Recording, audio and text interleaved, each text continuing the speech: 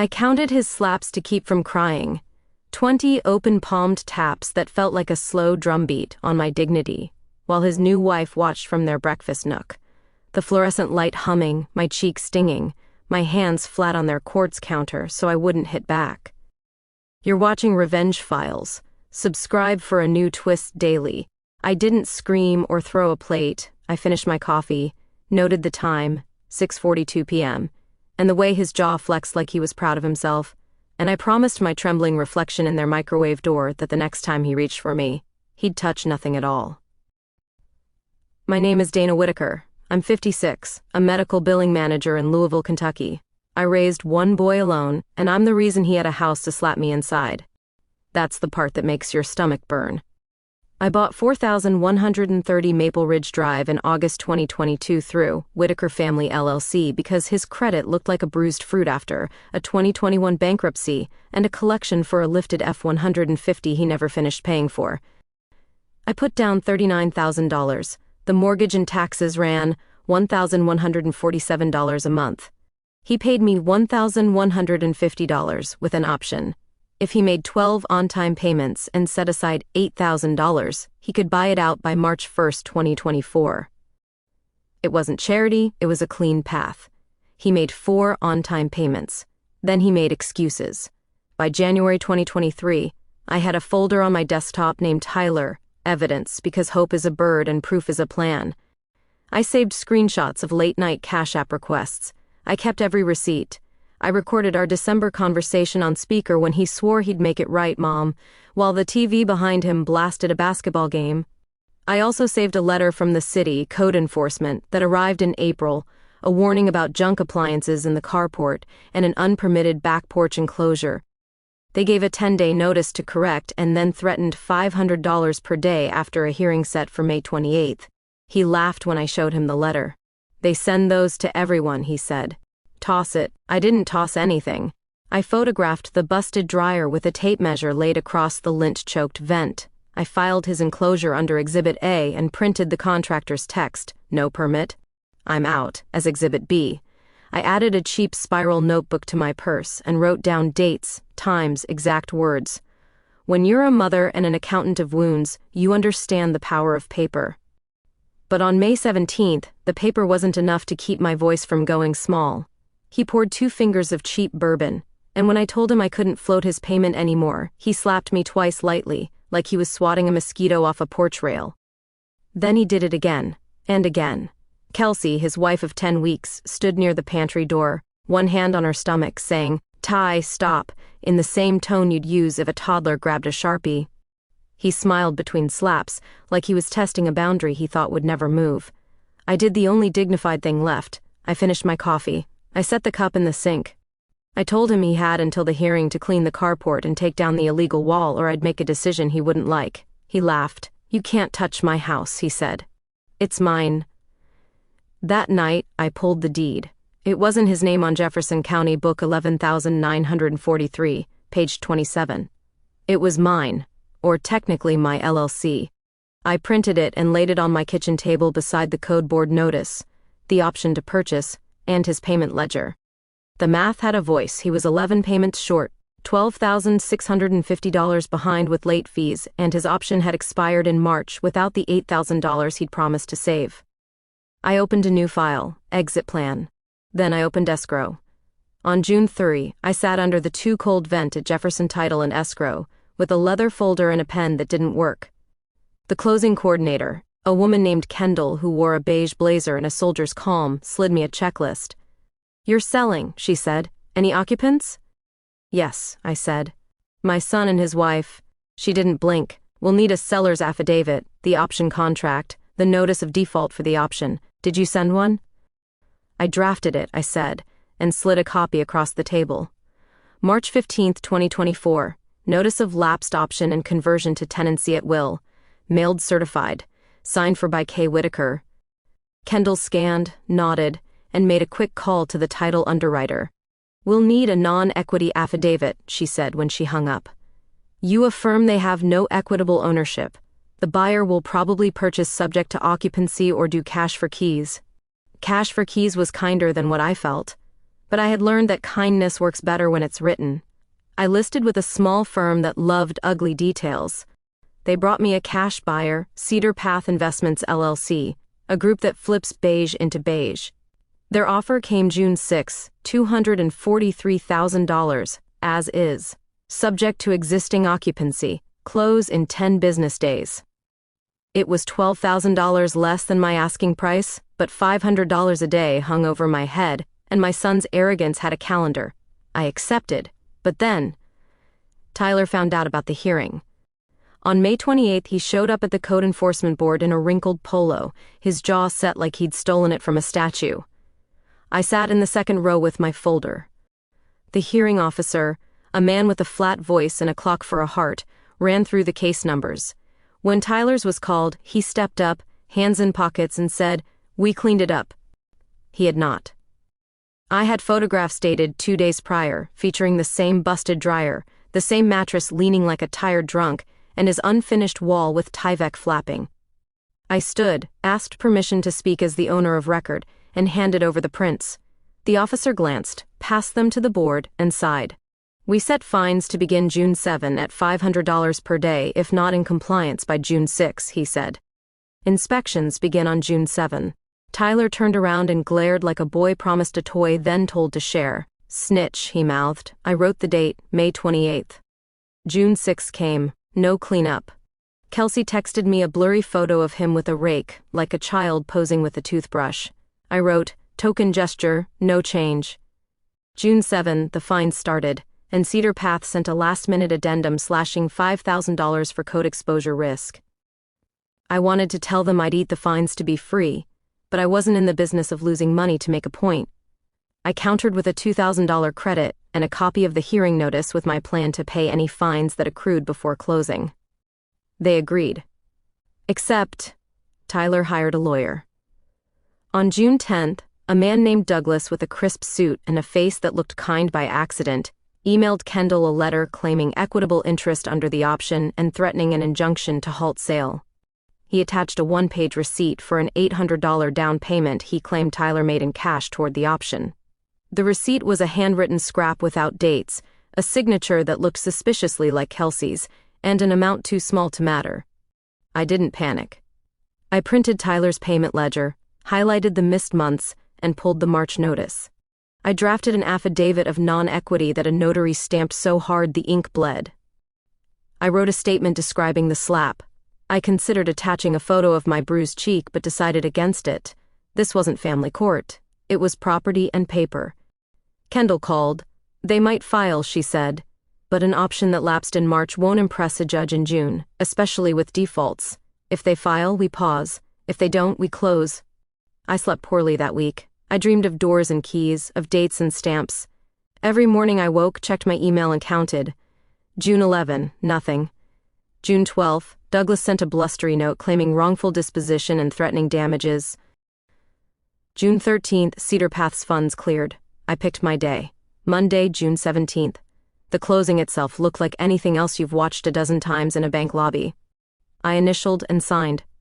I handed over a ring of keys I had duplicated in August 2022 in case of emergency. I wired $9,300 to pay the accumulated fines through June 16 and $1,147 to satisfy the final mortgage stub. The net to my LLC, after credits and prunings, was $187,420. Kendall slid me a check. It was thick, like a folded letter from a long time ago. It was 11:06 a.m. when I stepped outside with the check in my purse, the door thumping shut behind me. The sky looked cleaned, rinsed blue. I sat in my car, pulled my phone, and typed, "The property at 4130 closed today. You'll be served a notice to deliver possession. Don't damage the house. A locksmith will meet you Wednesday to rekey the garage." I stared at the cursor. Then I added, "You cannot slap what you no longer own." I hit send. For a minute, silence sat beside me like an old friend. Then my phone jittered. 5 texts, 3 missed calls, Tyler's name bright and pulsing. I watched them pile up. "What do you mean closed? You can't. I'll sue. I'll kill that deal. Answer me." I didn't answer. I drove to the county clerk's office and waited while a woman stamped book 12,201, page 14. The deed from Whitaker Family LLC to Cedar Path Investments. I watched her stamp the seller's affidavit. I watched her stamp the lien release. Stamps are the closest thing to thunder in an office, until he came to my apartment that afternoon. I heard his boots on the hall carpet before he knocked. I didn't open. He pounded, shouted my name, then tried the handle. "I'll kick it in," he said. "Mom, I swear to God." I dialed non-emergency and let my voice go notched and calm. "My adult son is at my door," I said. "He's threatening property damage." They sent a cruiser that sighed to a stop at the curb 12 minutes later. The officer had a father's face. He told Tyler to leave. He did, finally, with one last grunt, like a man laying down a sack of dirt he meant to pick up later. The process server found him the next morning at 7:40 a.m., stepping off his front porch with a lunch pail. Delivery of possession within 30 days, the paper said. It laid out the date, July 18th, and the consequence: if he refused, Cedar Path would file for a writ, and the sheriff would set a lockout. I made sure the notice offered $1,000 cash for keys if they left the place clean by July 1. Kelsey texted me a few hours later. "Is this real?" She wrote. "We just bought a crib." "Yes," I wrote back. Payments were missed. The option expired in March. The fines started in June. The house is sold. I added a line I should have said months earlier. "I love you both, but I won't be hit." She sent a single dot, then nothing. For a week, silence turned the house into a waiting stage. Cedar Path sent their project manager, a man with a tape measure clipped to his pocket, and a way of shrugging that meant he'd seen everything. He took photos of the carport junk and the illegal wall. He scheduled a locksmith for July 19th. He booked a dumpster. He told me he'd handle the writ if it came to that. The mid-roll surge arrived like all good chaos, on a Friday afternoon. Douglas filed a complaint on June 21st, seeking a temporary restraining order to unwind the sale and alleging fraud, undue influence, and unjust enrichment. He attached the handwritten receipt again, and a statement from Tyler that I'd promised the house as a wedding gift. He copied the judge who handled emergency orders. The hearing was set for June 24th at 9 a.m. I put on my gray suit, the one I'd worn to the credit union when I got my first car loan in 1993. I brought my folder. I brought a truth that didn't need perfume. The courtroom smelled of lemon cleaner and old paper. The judge had sensible hair and a skeptic's eyes. Douglas spoke first. He gestured big. He said elderly mother like it tasted odd in his mouth. He said predatory sale. He said family home. When it was my turn, I stood and laid the option on the lectern. He missed 11 payments, I said. The option required 12 on time and $8,000 by March 1. I sent a lapse notice March 15th. He continued to occupy as a month-to-month tenant at will. The property was subject to $500 daily fines as of June 7 for code violations. I sold to avoid mounting penalties. I have paid all fines through closing. He has no recorded interest. Douglas tried the handwritten receipt again. The judge took it, held it at the corner like it might smear, and set it down. "Cash is not equity," she said. "Expired options are not ownership." She looked at me. "Did your son strike you?" I didn't want to cry. I didn't. "Yes," I said. "On May 17th, 20 times with his wife present." Douglas objected. "Irrelevant," he said. The judge waved him off. "It goes to credibility and urgency," she said, then tapped her screen. "The request for a temporary restraining order is denied. There's no likelihood of success on the merits. Title passed. If there's a claim, it sounds like money, not property. Counsel, advise your client to comply with the notice." I didn't smile. I didn't collapse. I thanked her, because I was raised to. I walked out into sun that felt like clean laundry. Back at 4,130, the consequences began to line up like trucks at a loading dock. Cedar Path posted a friendly sign offering the $1,000 cash for keys if they vacated, by July 1st, a lesser amount if by July 10th. Tyler tore the sign down, but the idea stuck. 2 days later, Kelsey texted me a photo of boxes and asked if the cash would be in a cashier's check. I told her it would be in a white envelope, counted twice, handed to her at the walkthrough if the walls were whole and the appliances present. Tyler loosened cabinet hinges and scratched a wall in the hallway with a key, a petty country. Kelsey sent a crying emoji and then a sentence that sounded like a shift. "I'm sorry for that day." "Take the money," I wrote. "Go find an apartment with a month free. There's a place on Taylor Boulevard, the Lawson. that has a 2-bedroom at $1,180 if you sign by July 5. I called. She read it. She didn't reply. On July 1st, Cedar Path's project manager, the locksmith, and I walked through 40,130. The carport junk was gone. The illegal wall still stood, but it would be their demo now. The stove was there, the refrigerator hummed. The hallway scratch looked like a frown. Kelsey held out a ring of keys with a little horse keychain. Tyler stood on the porch, jaw tight, a backpack slung like a dare. The project manager counted $100 bills into Kelsey's palm. She didn't look at me. She put the envelope in her tote and said, "Goodbye." Tyler turned toward me. For a second, I saw my boy at 16 with a baseball cap backward, and his grin so big it cut rain. Then the man took its place again, heavy with choices. "You did this to me," he said. I could have said 1,000 things. I used 6. "You did this," I said, in front of me. He looked at the locksmith, at the project manager, at his wife in the envelope, and he shook his head like a dog just out of water. Then he walked down the steps, got into a dented Hyundai, and drove off. The locksmith rekeyed the garage. The project manager snapped photos of every room like he was catching ghosts. We stood in the empty living room where in March 2023 I'd taped a paint swatch to the wall and imagined birthdays that never came. And I felt something unwind, slow and low, like a knot letting go. But the story didn't end with a key turn. Stories don't. They echo. On July 8th, Douglas sent a new letter threatening to sue me personally for intentional infliction of emotional distress and financial elder abuse, which I understood as projection in a suit. I forwarded it to an attorney, a woman named Patrice, who charged a flat $8,200 retainer and wore confidence like a good coat. She drafted a 2-page response pointing out that elder abuse statutes protect elders, not justify sons who hit them, that the option had lapsed, that the sale cured accumulating public fines, and that further harassment would meet a counterclaim for attorney fees. She CC'd Cedar Path. She copied the judge. Then Douglas went quiet. I wanted the silence to mean peace. It meant space for grief. Grieving a child who isn't dead is a confusing chore. You still see their face in baby photos when you clean out the closet, and your hand still moves to text when a storm blows in. But if you do, you will forget the May 17 slaps, the way the light flickered above the sink like a broken promise, the way he looked proud after. So I didn't text. I cooked for one and packed leftovers in the same glass containers I'd passed to him for years. I bought a plant for my balcony and didn't ask if he needed gas money. I took the $187,420 and moved it into a trust that pays my rent for the next decade and sets aside $50,000 for a future granddaughter if Kelsey delivers me a child who doesn't learn violence at a kitchen counter.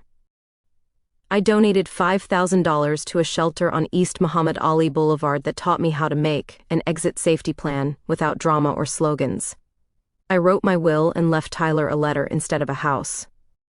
On July 19th, the project manager sent me a photo of 4130's carport, clean and bare, the illegal wall already gone, the studs stacked like a tidy confession. The fines had stopped the day of closing. Cedar Path got their first inspection approval on July 22nd. They planned to list the house by September, with beige paint and a new back porch that obeyed angles. He texted, "We found a small hole behind the hallway picture, patched now. Looked like a key scratch." I wrote back, "I know, there's a thing that happens after the climax ends, the thing the movies don't show. Administrative tasks, quiet mornings, and the steady work of not going back." Kelsey sent me a photo on August 3 of a sonogram like a moon. "We're okay," she wrote. "We found a place. It's small. Send me the lease," I wrote, "so I can buy you a fire extinguisher and a carbon monoxide detector for a housewarming." She asked if that was a joke. I told her it wasn't. I know what prevents tragedies, and it isn't hoping men will behave. I saw Tyler once more. It was August 27th, in the cereal aisle at Kroger, right as they were restocking the oatmeal. He looked older by a decade. He let his cart block the aisle and stood with a box of Fruit Loops like it was a symbol. I felt my breath go shallow, then steady. "Hi," he said, not looking directly at me. "Hi," I said. For a second he tried on an old smile. "It didn't fit. You didn't have to sell it," he said. "You didn't have to hit me," I said. Then, because I am a mother with an inventory of facts, I added, "You were 11 payments behind." The option expired in March. Fines began June 7th. I sold June 17th. Notices were served June 18th. You accepted cash for keys July 1. That is the record. He blinked twice, put the cereal back and wheeled away. I let him. Love makes you want to chase. Dignity makes you hold your place. September came. Cedar Path listed $4,130 at $289,000, with new cabinet pulls and an empty carport. The photos looked like any house that could hold happiness or not. I didn't go to the open house. A young couple bought it in October and asked the project manager about the back porch. He told them it had permits this time. They sent me a thank you card they'd intended for him. I kept it. The thanks you aren't due are the ones that jog your heart and then let you exhale. On March 12, 2025, I sat at my kitchen table with morning sun on a pile of sweaters waiting to be folded and reread the letter I had left for Tyler in my will. It said that love without boundaries is an invitation to be hurt. It said that ownership without responsibility is theft with paperwork. It said that I count only what counts now, rent paid on time, apologies with verbs, a granddaughter's first laugh someday. Mom, Kelsey texted that afternoon, attaching a photo of a newborn fist clenched like a star. Her name is Lila. She's loud. I sent flowers, not advice. I sent a little money for a stroller, not a lecture. I asked if Lila had long fingers. Kelsey sent a picture of toes like punctuation marks. Tyler's trying, she wrote. He's in a program. They have him counting to 10. I looked at my reflection in the window, at the soft cheek a hand once found too easy to strike. 20 felt like a number I would never misplace. But it had also become a ruler, a way to measure the new distances I'd built between my heart and a habit. Sometimes I drive past 4,130 to see the porch. The new owners hung a wind chime that plays a quiet, good manners music. The carport is still clear. The back porch is square and polite. I watch the mailbox as if a younger version of me might step out and put something inside with my steady block letters from the days before we wrote hard stories to survive them. Then I drive home. I don't end this with forgiveness. Forgiveness is a cathedral you have to want to build. I end it with doors that latch, records that hold, and a calendar with no red X's over old wounds. When I set my keys on my kitchen counter each night, they make a small, decisive sound, and it reminds me of the day a stamp thudded down and turned a promise broken into a promise kept, to myself.